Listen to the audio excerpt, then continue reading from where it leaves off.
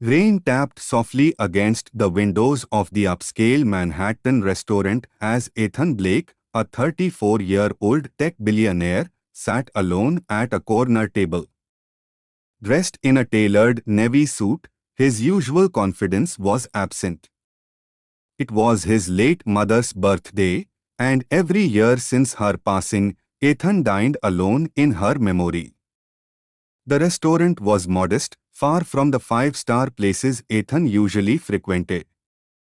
Something about its name, Maggie's Table, had caught his attention. He didn't realize yet how fateful that choice would be. As he stared out the window, lost in thought, a familiar voice interrupted his silence. "Can I get you something to drink, sir?" Ethan turned, expecting a young waitress. But instead, he froze. Standing before him was an older woman, in her late 60s, with streaks of grey in her tied-back hair.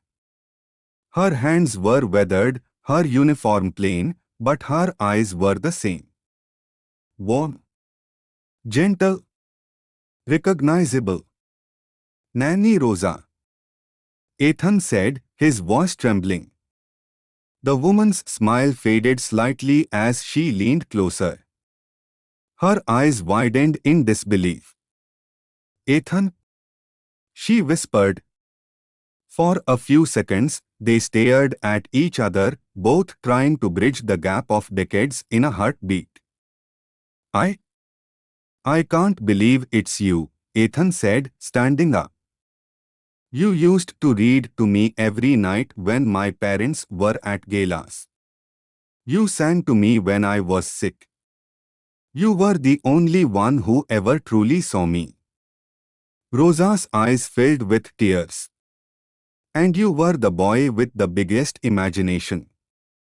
You once told me you'd build a robot that would make me pancakes every morning." Ethan chuckled, still stunned. "Well, I made billions instead. But I'd trade it all to have those pancakes again." They sat together in a quiet booth. Rosa was still on the clock, but the manager, watching the reunion from across the room, nodded gently and gave her a break. Ethan learned that Rosa had lost her husband to cancer 10 years ago. She'd had a small pension but had been scammed by a fake investment scheme and now worked double shifts to pay off medical bills.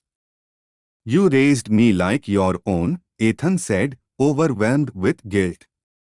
"And I vanished." "You were just a boy," Rosa said, smiling softly. "You had a life to live." That night, Ethan couldn't sleep. He sat in his penthouse, looking out over the city, haunted by memories, Rosa fixing his school ties, bandaging his scraped knees, baking his favorite banana bread. He made a decision. The next morning, he returned to Maggie's table. Rosa wasn't there. "Rosa doesn't work mornings," the hostess explained. "She'll be back at 5. Ethan left a note, "Meet me tomorrow. I have something important to discuss." Then he made calls. Dozens of them.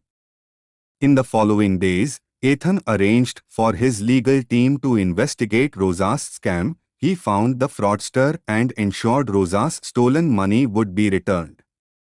But he didn't stop there. He bought Maggie's table under a holding company and scheduled renovations. He spoke with designers and contractors, and within 2 weeks, the humble diner was transformed.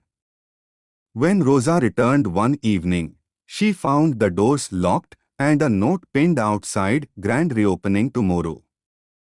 Come in the morning."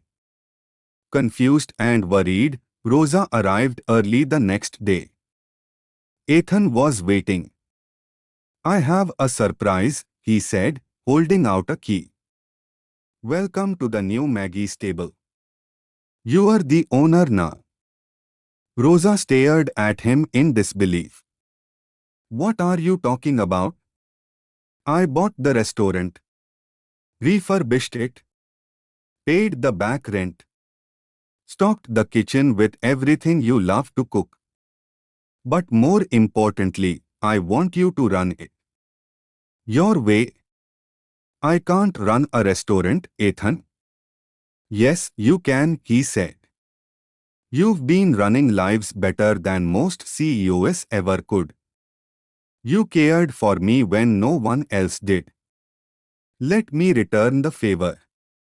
The restaurant opened the next day to press coverage and a line of customers stretching around the block. Rosa's story was shared in newspapers and on TV. The public fell in love with the tale of a billionaire repaying a childhood debt not with money but with dignity. Rosa's table became more than a restaurant. It became a community center. Rosa hired older women and men who struggled to find work due to their age. She hosted weekly story time for children. She started a fund for underprivileged families, financed secretly by Ethan's company. Years passed. Rosa's table expanded to 3 locations. Each one had a corner booth named the Blake Spot, where Ethan would often sit quietly, watching families laugh and share meals. And every year, on his mother's birthday, he still dined alone, except now Rosa joined him. Epilogue full circle. One rainy afternoon, much like the day they reunited, Rosa found Ethan in his usual seat. You still come here alone, she said, placing a plate of banana bread in front of him. I come here to remember where I came from, he replied. And who saved me before I ever had money? Rosa smiled, her eyes soft. You saved me too, Ethan.